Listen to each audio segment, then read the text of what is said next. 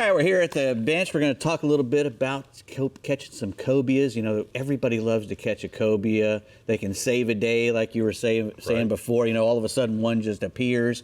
But hopefully we don't have to wait for that one just to appear. Yeah. We can go out and try to target them. Now, we target them because they're really, really good to eat.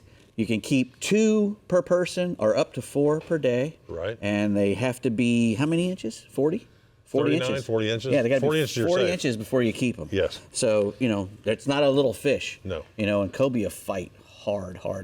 They do. So when you're going out to target these fish, where do you start looking for them? We can start at the navigational buoys, actually, where we leave the jetties or wherever you're leaving from. Sometimes the smaller fish will school around looking for bait, picking off crabs, like you're talking about, around the buoys and pylons. Everything moving in and out of the inlet. Yes, it's a perfect spot for them to ambush. And then all the way out to the rigs, the offshore rigs. And this time of year, the shrimp boats are amazing because, of course, they sit there all day with those nets in the water. Getting fed, too. They're getting fed, there's shade, there's everything, you know, and their generators are running, so that noise seems to attract them, too. Right. And a lot of people, when you get up behind the shrimp boats, you'll see what you think are a lot of sharks back there. Right. But there's cobia mixed in with them, and a lot of times a cobia looks a lot like he's a little brown fish. He's got those pecks out. Right. He looks a lot like a shark. So a lot of times people take a quick glance and say, "Oh, those are only sharks." Confusing. But look, making sure you get a really good look at them before you take off. Right. Now, you know, cobia are notorious for being really picky sometimes, and maybe eating the bottom out of the boat the other times. Right. If you were wanting to throw a live bait of choice, what would it be? For us on the upper coast, my favorite is a small blue runner, or hardtail as we call it. A little jack. A little jack, something with a nice heavy live bait hook. Right. Like Trocar makes some really nice heavy duty live bait hooks, because this is a strong fish, as you said. Right. Once you hook him, only part of the battle has begun. They're going to test your strength. Yeah, you should always pick your hooks when you're fishing for cobia by how much drag you're going to put on the fish. So if you're using heavy rods and heavy line, your hook has to be able to keep from getting straightened out. Right. Because a cobia will straighten out a hook. Yes. He can pull hard, and if you find yourself pulling too hard, back off the drag a little bit.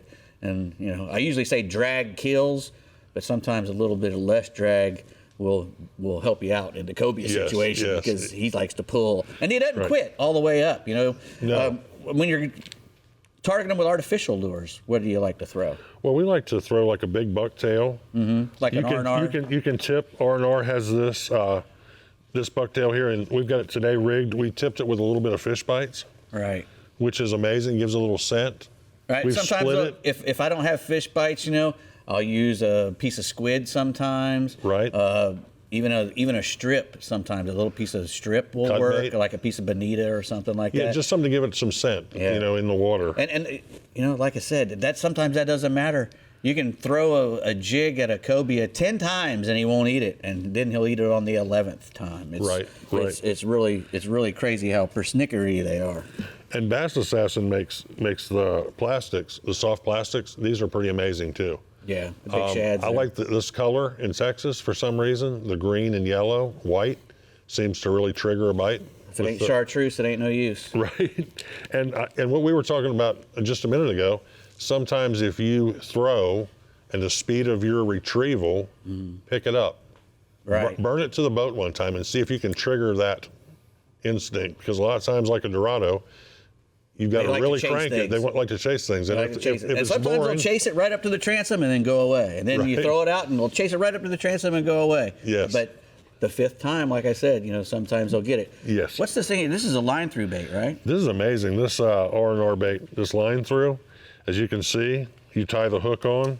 So whatever size leader you want, you're allowed, you're able to do that. Yeah, from 30 up to 80 pounds, depending on the kind of fish you're throwing at. Exactly, and they're making these in multicolors, and that bait right there, that size, to me, is a ling killer right there. They're going to love this bait. Yeah. It's just long. It's kind of like an eel. We talked about eels. It has that same visual to me in the water swimming. And that big paddling tail back there. Right. What else we got?